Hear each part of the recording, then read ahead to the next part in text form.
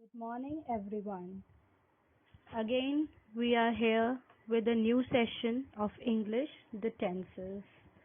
I hope you liked previous session. So we'll now begin with new one. I am Japneet and this session is for class 4th. For beginning the new session, I would like to revise the previous concepts with you. So what we have studied earlier. What is sentence? A sentence is a group of words that expresses a complete sense or meaning. For example, Ram is walking in the park. Where Ram was a subject, is walking is a verb in the park. So park is a object. So this sentence combine and make a complete sense. Now we'll move on to the parts of sentences. Those are subject and predicate. What is the difference between subject and predicate and how we can identify that in a sentence which part is subject and which part is predicate? So here are the things that subject is the naming word. It is also the doer of the sentence, and subject is either noun or a pronoun, whereas predicate is a doing word. It is also the description of the sentence and it has only helping or main verb. Now we'll move on to the topic of today's class.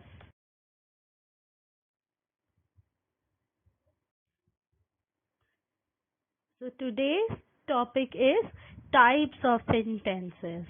How many types of sentences are there? So there are 4 types of sentences. First one is declarative sentence. Next is imperative sentence. Next is interrogative sentence. And last is exclamatory sentence. Now we'll move on to next thing, which is the explanation of these sentences, how we can identify these sentences and the examples of these sentences. Firstly, we'll do declarative sentence. So these sentences express a statement or state a fact or declare something. They are the most commonly used sentence type. They relay information. So these sentences are the sentences which declare something or gives information about something. You should always remember that these sentences end with a full stop. Now we'll move on to the examples. So some examples of declarative sentences are like you can see this apple. So the information about the apple we can give that apple is red. You can see who is this. We can give information about this picture. This is Bhagat Singh. So Bhagat Singh is a freedom fighter. What is this in the next picture? This is a coconut tree. So we have given information that this is a coconut tree. Here you can see the declarative sentence makes a statement or gives information about things and it ends with a full stop. Now let's move on to the types of declarative sentences. What are the types of declarative sentences? So there are only 2 types of declarative sentences. These can be affirmative and negative. What is affirmative sentence? The sentence that states something is true or positive. And what is negative sentence? It states something is false. A false statement with not is known as negative sentence. Let's see the structure of the sentences. In affirmative sentence, always we write subject, then a verb or helping verb and object. It's like a simple sentence. Now we'll see the structure of negative sentence. So structure of negative sentences: firstly subject, then helping verb, then not, and if you want to put a verb or maybe not, and also a subject. Let's move on to the example so it will be clear to you what affirmative sentence looks like and what a negative sentence looks like. Before that, we'll see what are the helping verbs. Like I have mentioned in the structure, subject plus helping verb plus object. So we'll see what are helping verbs. Helping verbs are also known as auxiliary verbs. So let's see. Helping verbs are is, am, are, was, were. So these are the helping verbs which you can use in the sentence. There are many more helping verbs, but we are starting with the basic right now. So let's see the example. David is a happy person. This is a affirmative sentence. Whereas David is not a happy person is a negative sentence. You can see I have already highlighted is not in the negative sentence because we are using not in the sentence to make it negative. Let's move on to the next example. I am 10 years old, and how we will change it to negative? We'll add not after the helping verb. It will become I am not 10 years old. Now next example, he was craving for noodles, and the negative of this sentence will be he was not craving for noodles. Here you can see by adding not with the helping verb makes the sentence negative. Now let's move on to the next type of sentence, which is interrogative sentence. These sentences ask a question. These sentences start with WH words. Questions start with what? WH words. What, when, where, who, whom, which, whose, why, and how. These are the WH words from which a question always starts. But not only these words start a question, there are many other words by which we can start a question. These sentences can also start with auxiliary verbs. What are auxiliary verbs? We have already talked about it. They are also known as helping verbs, and I have also told you that there are many more helping verbs, but we are starting with basic, and here I have mentioned all the helping verbs so that you can make sentence or recognize the sentence easily. So the helping verbs are is, am, are, was, were, have, has, had, can, could, may, might, must, shall, should, do, did, does, will, would. So these are the helping verbs or auxiliary verbs. Remember, the interrogative sentence always ends with a question mark. Whether it starts with WH word or a helping verb, but it will always end with a question mark. We'll move on to the examples of interrogative sentences. What are you doing? Where are you going? How are you? When did you reach?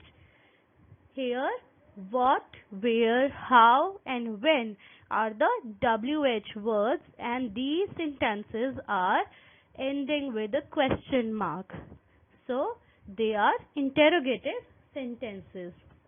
Now, we'll move on to the examples in which we can see the sentence is starting with a helping verb or an auxiliary verb and ending with question mark. May I come in? You always ask me when you enter in the class, may I come in? Do you know more examples of interrogative sentences? Are you coming with me? You can ask this to your friend when you are going to park or market, that are you coming with me? So it is a question. That's why these are called interrogative sentences. We'll move on to the third type of sentence, that is imperative sentence. These sentences make a request, express an order or command, also give instruction. So you should remember that these sentences also end with a full stop. But how will you recognize that it is imperative sentence? By reading that sentence, that whether the sentence is about a request, about a order or a command or a instruction. So you will recognize by reading the sentence. We'll move on to example and you will be able to recognize it properly. So some examples of imperative sentences. I am giving you first the examples of order. How can you recognize that it is the order? Sit down. Give me a pen. Don't touch my phone. So these are the examples of order, that how can you recognize that this is a imperative sentence, and here in the sentence orders are given. Now we'll move on to next. Be quiet. Pass the salt. So this is order. Next type of imperative is request. How can you recognize that in the sentence we are requesting? Please shut the doors. Please lend me a pencil. Don't eat all the cookies. So here I was requesting, please shut the door or lend me a pencil. Lend means give me a pencil. Can I take it from you? So I am asking for a pencil. Don't eat all the cookies. So I am requested that don't eat all the cookies, leave it for me also. Now we'll move on to instruction. How imperative sentences can be recognized when it is an instruction. Cut the sheet into 2 equal parts. Preheat the oven. Go straight, then left. So these were the examples where you can recognize this is an imperative sentence. We'll move on to next type, the last one, exclamatory sentence. What are exclamatory sentences? These sentences express strong feelings or emotions. These feelings can be happiness, sorrow, disgust, surprise, and etc. Many more examples you can give. Remember, these sentences always end with exclamation mark, or there may be exclamation between it after the word, some words. I'll explain you with the example. So there are some examples of exclamatory sentences. Yuck! This tastes bad. So here, yuck is the word which shows the emotion. What emotion? That you don't like it. Disgust feeling. So yuck shows that feeling. That's why exclamation mark is put with yuck. What a beautiful dress. So here you feel a good thing about dress. So you appreciate that dress, and that's why exclamation mark is put after that sentence. How sweet of you to remember my birthday. You feel good that somebody remembered your birthday. That's why the exclamation mark is after the sentence, and this shows your feelings, your emotions. You are such a liar. This shows how disgusting that person is, that he lied to you. That's why you show this kind of emotion. Yum, this is delicious. When you see some cuisine in front of you your mother made, that is very special, or that is very special to you, so you say, yum, this is delicious when you eat it. Ouch! You hurt my feet. If somebody steps on your feet and you feel hurt, you say, ouch! You hurt my feet. So, this is the example of exclamatory. Now, let's take a quick recap so that you can revise all the concepts we have done today in the class. Firstly, what we have done? There are four types of sentences. What are those sentences? They are declarative sentence, interrogative sentence, imperative sentence, and exclamatory sentence. So what are declarative sentences? Declarative sentences are those which make statement or they state a fact.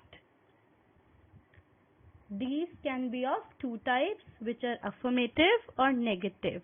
Affirmative means positive and negative means a false statement with a not. Next is interrogative sentence.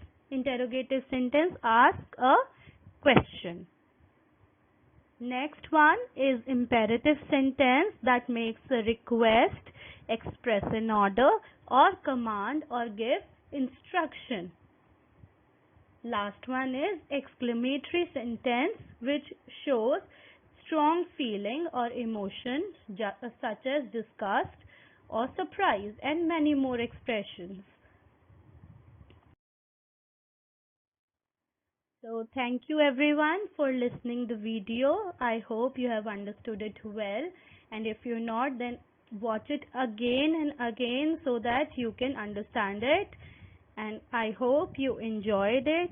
And now I am attaching the assignment with the video so that you can practice what you have learned in today's session. Now look at the assignment. I am going to read questions for you. First one is, circle the subject part and underline the predicate part. In this question you have to circle subject and underline predicate. Second question, complete the sentence by adding suitable predicate. You have to write full sentence using verb and object and complete the sentence. Next question, question number 3 is, complete the sentence by adding suitable subject. In this question you have to write subject, and subject is what? Subject is a noun or pronoun. So you have to write a noun or a pronoun in the blank. Write what kind of sentences these are.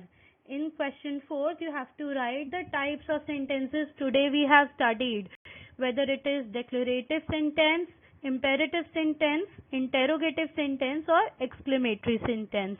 So you have to do these questions in a notebook.